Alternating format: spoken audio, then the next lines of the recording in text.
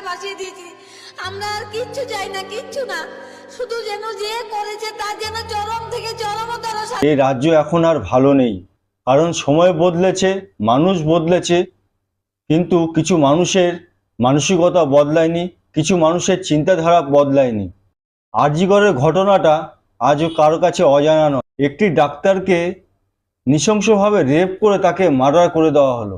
এরকম ঘটনা আমাদের রাজ্যে অনেক ঘটেছে, তার ধামাচাপাও পড়ে গেছে, তার তো কোনো খোঁজই পাওয়া যায়নি, আর বিচার তো দূরের কথা। আসলে ভুল মানুষের কাছে ক্ষমতা থাকলে তার তো অপব্যবহার হবেই। কোথাও দাঁতের কামড় বসানো, কামড়ে মাংস তুলে নেওয়া, আর কোথাও হচ্ছে সরাসরি প্রেসার দিয়ে শ্বাসরোধ করে খুন করা। কি হলে দু চোখ থেকে রক্তক্ষরণ হতে পারে, মুখ দিয়ে রক্তক্ষরণ হয়, যৌনাঙ্গ দিয়ে রক্তক্ষরণ। আমরা একটা এমন রাজ্যে বাস করছি, রেপিস্টকে ধরার আগে, রেপিস্টকে সাজা দেওয়ার আগে তাকে বাঁচানোর চেষ্টা করা হয়, আর সমস্ত প্রমাণ মেটানোর চেষ্টা করা হয়। গোটা রাজ্য জুড়ে, গোটা কলকাতা শহর জুড়ে, এমনকি বিদেশেও উই ওয়ান্ট জাস্টিস, অর্থাৎ তিলোত্তমার জন্য উই ওয়ান্ট জাস্টিস চেয়েছিলেন। যে মুহূর্তে তারা এখানে শান্তিপূর্ণ বিক্ষোভ করছিলেন, তখন একদল দুষ্কৃতী আজকে এই এমার্জেন্সি বিল্ডিংয়ে একতলায় ঢুকে, আমরা দেখতে পাচ্ছি যে এমার্জেন্সি বিল্ডিংয়ের সেই ছবি কিভাবে তছনছ চালানো হয়েছে, সেই ছবি আমরা আপনাদের দেখাচ্ছি TV9 বাংলার দর্শকদের। রেপিস্টকে বাঁচানোর জন্য পরিবারকে বলা হচ্ছে এটা নাকি একটা সুসাইড, তাও হসপিটাল কর্তৃপক্ষ থেকে। একবার ভাবা যায় আমরা কোন রাজ্যে বাস করছি। रोते हुए मुझे वो लिपटती है और कहती है कि सब कुछ खत्म हो गया। मैंने कहा क्या हुआ? नहीं, मेरी लड़की ने सुसाइड कर दिया है, ये खबर आई है हॉस्पिटल से। তরুণ ডাক্তারকে ধর্ষণ করা হয়েছে, কি খুন করা হয়েছে সেটা পুলিশ বলবে, সেটা আমি বলতে পারবো না। শুধু এইটুকু বলছি, তার মৃত্যুটা স্বাভাবিক নয়, সেটা আমার মনে হয়েছে একজন ডাক্তার হিসাবে। সবাই গান্ডু, তোরা একাই শিয়ানা। কখনো নররাক্ষস দেখেছো? চলো দেখো। এমনকি হাতের আঙুলের নখ উপড়ে নেওয়া হয়, মাথা থেকে পা পর্যন্ত। আমরা সূত্র মোতাবেক জানতে পারি প্রায় 100র উপর নাকি শুধুমাত্র ডিপ কামড় যাকে বলে, সেই দাঁতের কামড়ের চিহ্ন রয়েছে।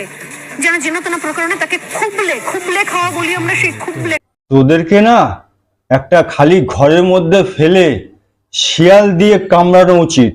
এরপরও রেপিস্টদেরকে বাঁচানোর চেষ্টা চলছে। हम लोग यहाँ के रेसिडेंट्स डॉक्टर हैं, आप यहाँ का कंडीशन देख सकते हैं।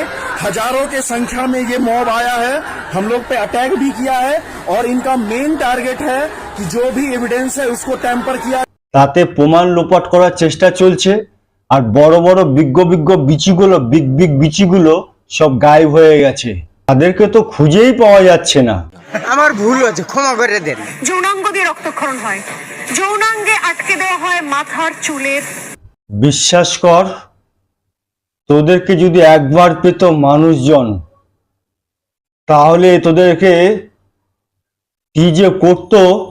বাই দ্য ওয়ে, তোমরা কি ওই অভিনেত্রীগুলোকে দেখতে পাচ্ছ যারা ভোটের সময় এদিক ওদিক ঘুরে বেড়াচ্ছিল? আমি কিন্তু কাউকে দেখতে পাচ্ছি না, আমি কাউকে খুঁজেও পাচ্ছি না। তোমরা যদি একটু দেখো, একটু জানিও তো আমাকে।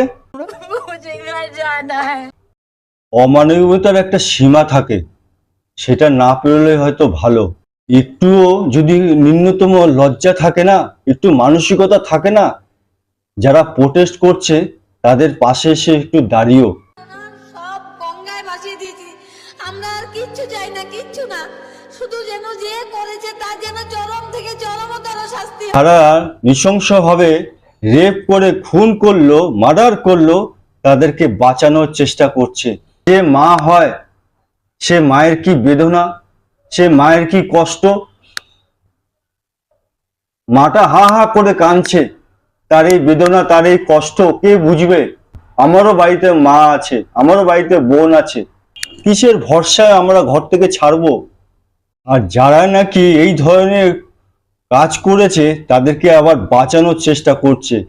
তোদের বাড়িতে মা বোন নেই, তোরা মুখ দেখাস কি করে? চোখে চোখ মিলিয়ে থাকিস কি করে তোদের পরিবারের সাথে? ও আমিও তো ভুল করছি, তোরা তো মানুষ না, তোরা তো নর রাক্ষস। তোরা এত পাপ নিয়ে রাতে ঘুমাস কি করে রে? আমার প্রোফাইলে কয়েকটা মানুষ আছে, কি সমাজ সেবা, প্রত্যেকটা কাজে একদম মানে এক্সপার্ট, এখন আর খুঁজে পাওয়া যাচ্ছে না। আরে সবকিছু চাটার একটা সময় আছে, আমি তো জানি না কোথায়। इसका कारण है मेरा बदनामी हो रहा है, मेरा बदनामी हो रहा है सोशल मीडिया में, मेरा मुख पे कुछ भी बोली जा रहा है, इसके कारण से। और एक ये जो लड़की का डेथ हुआ डॉक्टर, ये लड़की मेरा लड़की जैसा है, एक पेरेंट्स होने का नाते मैं रेजिग्नेशन देना सोचता हूँ। সন্দীপ ঘোষ, এ বাবা আয় আয়, আমারটা একটু হয়তো, না না না, আমি এখনো বলিনি কিছু, আমি এখনো কিছু বলিনি। এইসব এই আরজিকর প্রিন্সিপালের একটা স্টেটমেন্ট রয়েছে, একটু ইংলিশে লেখা আছে। আসলে আমরা হচ্ছে অশিক্ষিত, ক্লাস 8 পর্যন্ত পড়েছি, তাতে একা থাকা মেয়েটি দায়িত্ব জ্ঞানহীন ছিল। আসলে কি বলুন তো বড়দা, টানা 36 ঘন্টা ডিউটি করার পর না মেয়েটা একটু রেস্ট নিতে গেছিল। কে জানে ওখানে যে শুয়োরের বাচ্চাগুলো অপেক্ষা করে আছে। চলো গাইস, আমাদের প্রিন্সিপালের একটু ইতিহাস দেখে আসি। সন্দীপ না, doctor S Ghosh, orthopaedic surgeon. এই বাড়িতেই চিকিৎসার জন্য লোকজন আসতো। তার বাড়িতে একবার একটা গন্ডগোল হলো, আমরা সবাই আসলাম। গন্ডগোলটা কি, যে তার ওয়াইফ, সেই সময়কার ওয়াইফ, তার বাচ্চা হয়েছে মাত্র 14 দিন, সেই অবস্থায় তাকে প্রচণ্ড পেটে লাথি মারে। কথা ভালো ছিল না, ব্যবহার অত্যন্ত খারাপ ছিল। ওনার মায়েরও ব্যবহার ওনার থেকে আরও বেশি খারাপ ছিল। যেদিন ওই ঘটনাটা ঘটেছিল, যে ওই মহিলাকে আমরা বের করে নিয়ে আসি, ওনার স্ত্রীকে পেটে লাথি মেরেছিল, সেলাই ফেটে গেছিল। এসব ডাক্তারকে না ডাক্তার বলতেও লজ্জা লাগে। তোমরা একবার ভাবো, সদ্য একটা বাচ্চা হওয়া মাকে পেটে লাথি মেরে তার সেলাই ফাটিয়ে দিয়েছে। এর থেকে বড় আর শান্তির ছেলে কি হতে পারে? তুই যেভাবে তোর বউকে লাথি মেরে সেলাই ফাটিয়ে দিয়েছিস, একদিন দেখবি তোরও অন্য পোস্টগুলোকে কেউ একজন মেরে ফাটিয়ে দিয়েছে। তখন বুঝবি ব্যথা কাকে বলে, যন্ত্রণা কাকে বলে। দেখে রাখো তোমরা, পৃথিবীতে এমনও কিছু অমানুষ আছে মানুষের মতন দেখতে। এই সবুজ আবিরের পিছনে আর বেশি দিন দুর্নীতি লুকিয়ে রাখতে পারবি না, সব দুর্নীতির হিসাব হবে। এই বাবা মার চোখের জল তোকে কোনোদিনও শান্তিতে বাঁচতে দেবে না। পাট পাট করে তোকে তার হিসাব দিতে হবে, পাট পাট করে তো জবাব দিতে হবে, মনে রাখিস। আর একটা কথা মনে রাখিস, পাপ কখনো বাপকেও ছাড়ে না। দেশের আইন ব্যবস্থার উপর আমাদের পুরো বিশ্বাস আছে, একদিন না একদিন তোকে শাস্তি পেতেই হবে। এ এক এমন রাজ্য, যে রাজ্যের দায়িত্ব এক মহিলার থাকার সত্ত্বেও আমাদের মহিলারা সেফ নয়। এই এমন এক রাজ্য, ছেলেমেয়েরা যোগ্যতা থাকার পরও ছেলেমেয়েরা চাকরি পায় না, পায় শুধু হতাশা। এটা এমন এক রাজ্য যে দুর্গাপূজার প্রত্যেকটা ক্লাবে 85,000 টাকা করে দেওয়া হয়। যদি এখানে কোনো দুর্গার যদি নির্যাতন হয়, পায় না তার কোনো বিচার। বিচারের বদলে শুনতে হয় তাকে, এত রাতে কেন বেরিয়েছিলি? ওকে ডিউটি কে দিতে বলেছিল এত রাতে ওখানে? মেয়ে মানুষ বাড়িতে থাকাই ভালো। আজ এই ঘটনার জন্য ওর পোশাকই দায়ী। তোদের সব কটাকে না এক একটাকে চুতিয়া ওয়ার্ড দেওয়া উচিত।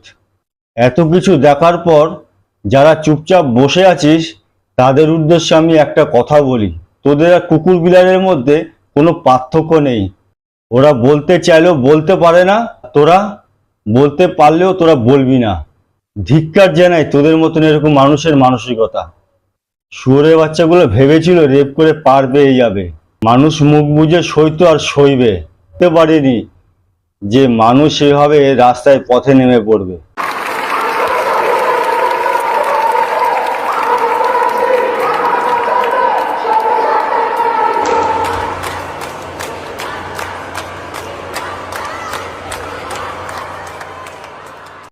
অনেক হয়েছে সহ্য, আর সহ্য করা যাবে না, আর মুখ বুজে থাকা যাবে না। যত মুখ বুজে থাকবে, যত সহ্য করবে, ততই এরা চেপে ধরবে।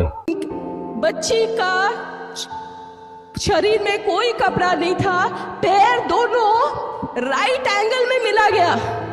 राइट एंगल में एक पाँव बेड के इस तरफ, एक पाँव बेड के इस तरफ मिला गया। जब तक पेल्विक गर्डल नहीं टूटता है, इस तरह दो पाँव को नहीं चीरा जा सकता है।